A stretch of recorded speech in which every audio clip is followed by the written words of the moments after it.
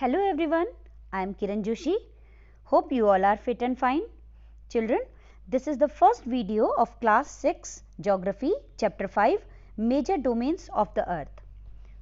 Dear children, you know that the Earth is the only planet that has life, and it is because the elements that are required to sustain life, means land, water and air, are present on the Earth. Our Earth's surface is a complex zone where the three main components of the environment meet, overlap and interact. These three components are lithosphere, that is land, the solid portion of the Earth; atmosphere, that is air, the gaseous layers that surround the Earth; and hydrosphere, that is the big area of the Earth which is covered with water. The narrow zone where we find land, air and water together is called biosphere, which contains all forms of life. Let's learn about these one by one. First, lithosphere. The term lithosphere is made of or derived from a Greek word lithos, which means stone. Lithosphere is the solid portion of the Earth. It is made up of the rocks of the Earth's crust and the thin layers of the soil. These layers of soil contain nutrient elements which are required for the sustenance of the organism. Children, as you already know, the Earth's surface has two parts or divisions, one continent and second ocean basins. I have indicated them on the map through the arrows. So, you can see them on the map. Continents are the large land masses, while ocean basins are the huge water bodies. All the oceans of the world are joined with one another, while the land masses are not connected with one another. The height of a place or land is measured from the level of the sea water, because the sea water remains the same everywhere. For example, we say Mount Everest is the highest peak in the world and its height is 8,848 meters. So, children, this height is measured from the sea level. The deepest point on the Earth's on the surface of the Earth is the Challenger Deep at the Mariana Trench in the Pacific Ocean. The depth of this deepest point is 11,022 meters. What does it mean? It means its depth is much more than the highest point of the Earth. So, children, as I said earlier, the large land masses are called continents and they are separated by large water bodies like oceans and seas. These continents are Asia, Europe, Africa, North America, South America, Australia and Antarctica. As shown here in the map, Australia is shown in dark green color, Europe is shown in mustard color, Africa in orange, North America in yellow, South America in fluorescent green, Australia in red and Antarctica in white color. Now look again at the map. Children, did you notice that most of the land masses lie in the northern hemisphere and the southern hemisphere has relatively fewer land masses?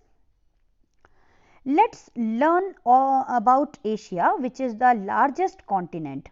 It is so large that it covers about 1/3 of the total land area of the Earth. Look at the map in front of you. You will notice that Asia continent lies entirely or completely in the eastern hemisphere. That means east of the Greenwich meridian. In the map, eastern hemisphere is shown in white color.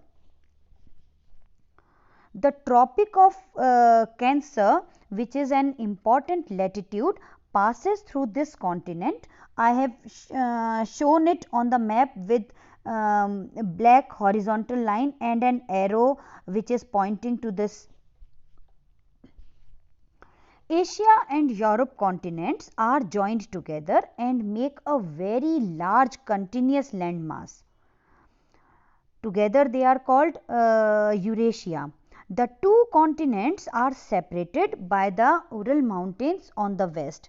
I have indicated it through an arrow on the map. Asia is the world's most populous continent with more than 60% of the world's population. In comparison to Asia, Europe is a smaller continent. It lies to the west of Asia. As I mentioned earlier, that Ural Mountains separate Asia and Europe. These mountains form the easternmost edge of Europe. The Arctic Circle, which is an important parallel of latitude, passes through this continent, that is of Europe. On the map here, it is marked with blue dashed line. Europe is surrounded by water bodies on three sides. They are the Atlantic Ocean, the Mediterranean Sea and the North Sea. The Greenwich Meridian, which is the 0-degree latitude, passes through this continent. If you were able to locate it on the map in front of you, let me know in the comment section. Now, let's move to the second largest continent on earth, that is Africa. Africa is bounded by the Atlantic Ocean on the west, the Indian Ocean on the east and south, the Mediterranean Sea on the north and the Red Sea on the northeast. Children, try to locate these all on the map in front of you. The Strait of Gibraltar in the northwest and the Mediterranean Sea in the north separate Africa from Europe. Now, what is a strait? So, children, a strait is a narrow passage of water connecting two large water bodies. Here, the two large water bodies are Atlantic Ocean and Mediterranean Sea. Now, look carefully at the given map. You will notice that Africa, which is shown in red color in the map, is the only continent through which three important latitudes, the Tropic of Cancer, the equator and the Tropic of Capricorn pass. The equator, which is the 0-degree latitude, runs almost through the middle of the continent. You will also notice, children, that a large part of Africa lies in the northern hemisphere.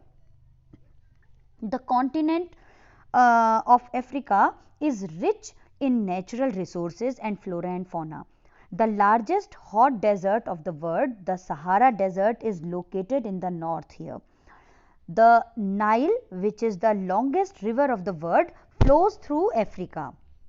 Now, let us learn about the third largest continent of the world, the North America. This continent lies completely in the northern and western hemisphere, which is shown with grey color on map. It is surrounded by three oceans, the Arctic Ocean in the north, the Atlantic Ocean in the east and the Pacific Ocean in the west. North America is linked to South America by the Isthmus of Panama. Children, isthmus means a narrow strip of land that joins two large land masses. So, here the land masses are the North America and South America. Children, North and South America are named after the Italian explorer Amerigo Vespucci, which arrived here. Next continent is South America. You can notice that most of South America lies in the southern hemisphere.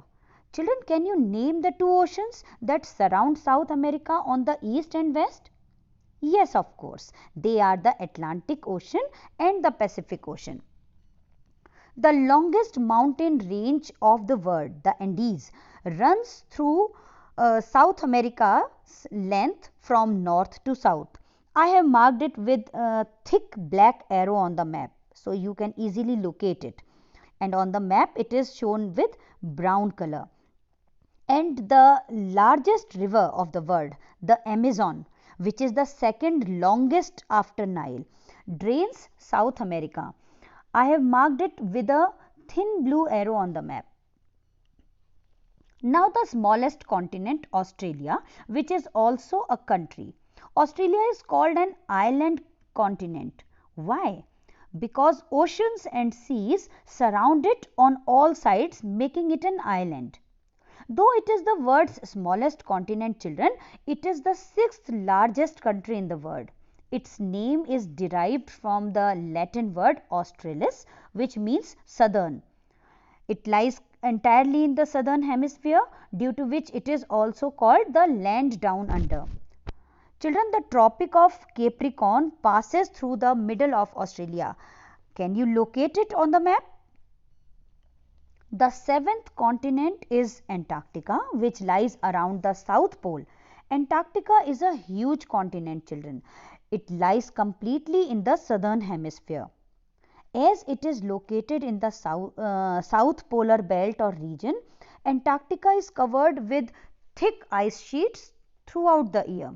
Therefore, it is called the icy continent.